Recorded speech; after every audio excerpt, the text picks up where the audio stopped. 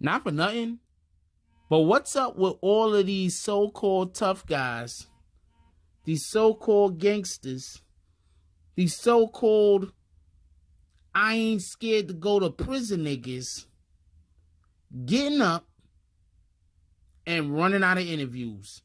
Me and the Notification Gang would like to invite everybody to come join us Monday through Thursday, 9:20 to 10 o'clock for morning coffee, where we discuss the events of the prior day and also just talk mess about stuff.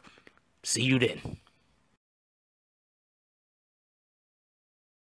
Hey, don't forget to check out the link of the day in the description.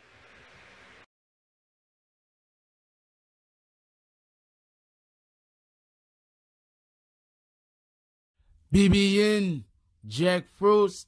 What's up, party people? Alright, so, yeah. So today, Ebro was interviewing Kodak Black. And before I get to the, walking out part that Kodak Black did, yes, Kodak Black walked out. So for everybody that's like, get to the point, I've gotten to the point, you can now close the video. So Kodak Black walked out. That's the video. But now I just want to discuss some things about this real quick. All right, so Kodak Black is an individual who seems to constantly talk about how he's sent from God. Right? He makes these accusations or these assertions, or he tries to imply these things. Like many rappers. Don't get this confused. There's a lot of guys that do this. Guys, women, a lot of people that do this in general. But Kodak Black does it, and in maybe like the very next sentence, he'll say something that is 100% contradictory to anybody being sent by any heavenly form that will want good to be done on the earth. So this guy is just full of contradictions. I just want to get that out there. That's what this is. I'm not saying he wasn't sent by the Most High. I'm not saying that, whatever else. I'm just saying this is what he does. All right, so check this out. For everybody that don't know, Ebro had Kodak Black on the show, and Kodak Black walked off because Ebro asked Kodak Black, did I use the X or the S-K-E-D? Asked Kodak Black about, he has some problems with the rape allegations that had came up. For everybody that don't know, I believe it was in one of the Carolinas. I'm not sure which Carolina it is. I'm sorry that I don't know exactly what city.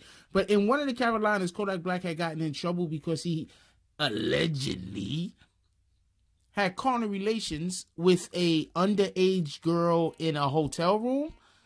Something along that line. I don't know if it was forcibly or not. I don't know if she just gave it to him or not. I don't know. So I'm not like speaking either which way about either which one of those things. I'm just saying that he had carnal relations. He had sex with someone who was underage. Now,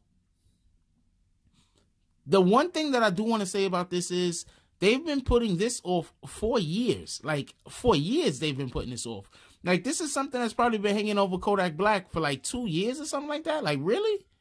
Like, is really 2 years? I don't know how many years, but it's been years. Anyway, so at the Ebro interview, Kodak Black walks in. They sit down. Ebro immediately brings it up. I don't know if Ebro was just trying to run a nigga out the room. I don't know if something had happened prior to... Okay, for everybody that don't know, often when there's an interview that's going to be done, you have like a pre-interview and, one party side go over what talking points the other party want to say, depending on what you want the person to know is depending on how deep it's going to go. Usually it's like, yo, we want to ask this question, and that question. And the other party is like, well, it'd be nice if you ask me this question, and this question. And then y'all go from there. And often, the person who is asking the questions might not let the interviewee know all of the questions that they might want them to answer. So in this case, I just wouldn't be surprised. I'm not saying that this is what happened. I am not saying that this is what happened. But I wouldn't be surprised if Kodak Black's people told Ebro that that is not a subject that they will want to speak on. And Ebro said, you know what? You niggas is not going to tell me how to run my show. So the first thing I'm going to say to this little nigga is that question. I'm going to bring up that topic. Now, the one thing that I do want to say that's interesting about how he brought it up, just showing that people do know the law, and showing that a lot of these niggas that get caught by the police over and over and over don't know the law is because Ebro brought it up. And then he said, basically, well, we don't need to talk about it if it might jeopardize the case, because it's an open investigation and we really don't want to disclose anything that might hurt the case. He said something along those lines. So realistically speaking, Kodak Black didn't have to go anywhere. Kodak Black could have literally said, this isn't something that I want to talk about, because there's an open investigation. It's an open case, or whatever the case was. Kodak Black could have literally have said this, and that would have been the end of that line of questioning. I can't discuss this. But because a lot of times you got these dudes that swear that they street niggas, they don't even know. You can just simply say, I can't discuss it. It's an open case.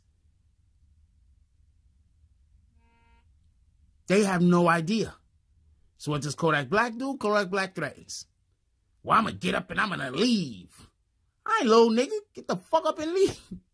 Yo, that'd be the day, yo.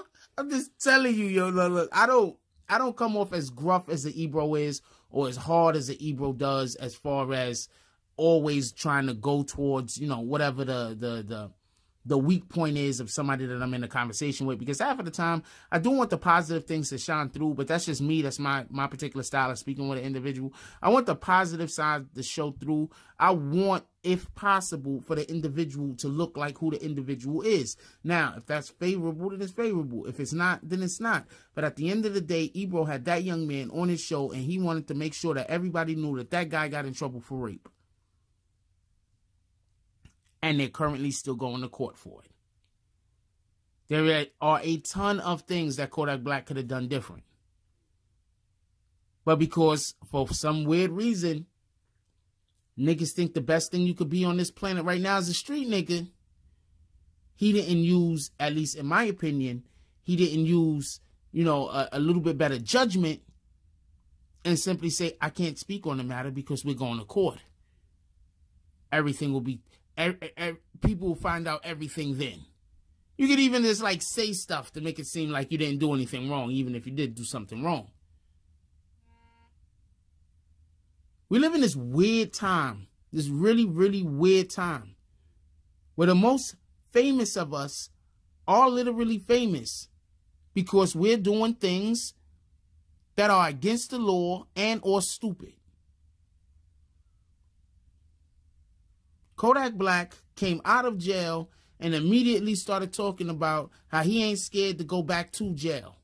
Well, he came out of prison and wherever the fuck, lock up, and immediately started having conversations about how he's not scared to go back.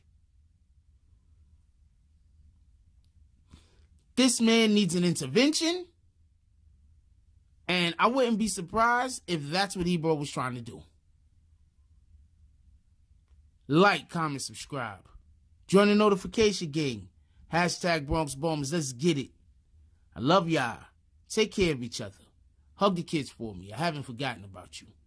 And that's all I got on this one. I'm out. If you like this video, please hit the like and subscribe button. If you would like to help dictate the direction that this channel takes, please leave a comment.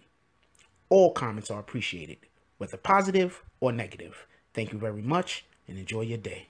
And remember, positive thoughts cause for positive things to happen. Let's get it.